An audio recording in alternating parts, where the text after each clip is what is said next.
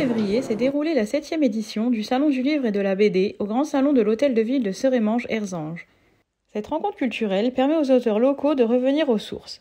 C'était notamment le cas pour les auteurs Roland Marchiola, qui a reçu un prix sur Paris pour son roman Guido, et Jérôme Adam, venu rencontrer son public avant la sortie du dernier livre de sa trilogie. Alors ça y est, Guido est connu jusqu'à Paris puisqu'il vient de recevoir le prix Béatrice Camandona, prix spécial du jury du cercle Leonardo da Vinci, qui récompense un roman qui a un lien avec l'Italie. Donc voilà, je suis content, j'ai été reçu à l'Assemblée nationale.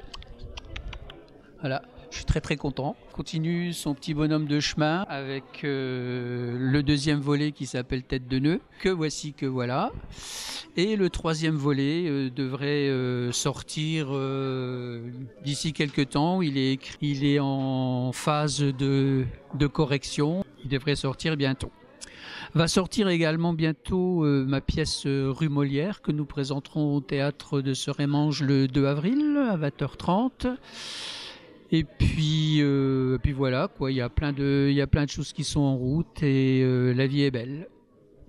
Bonjour, Jérôme Adam, donc je suis ravi d'être ici où j'ai été invité pour la seconde fois au Salon du Livre de Serémange-Erzange. Pourquoi je reviens avec plaisir? Parce que tout simplement je suis un enfant du pays. Mon grand-père Georges Adam tenait le café Georges Adam à Fleurange et j'aime revenir ici où malheureusement je n'ai plus trop l'occasion, que je n'ai pas trop souvent l'occasion de le faire.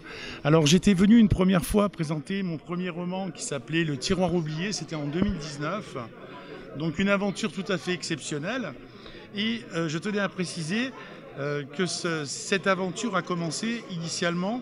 Tout est parti du bureau de mon grand-père. Vous voyez d'ailleurs que je vais montrer.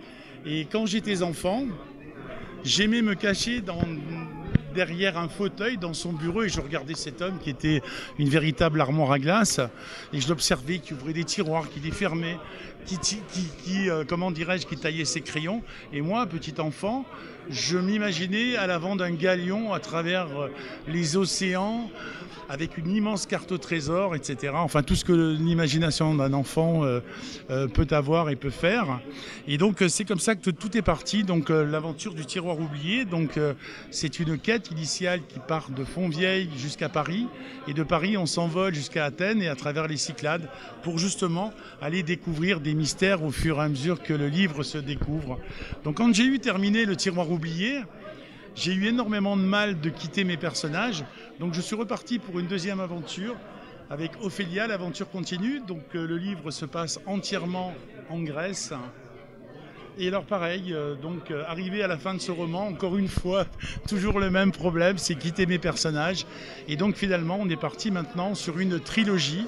Donc le pouvoir des secrets et la passion verra le jour au printemps.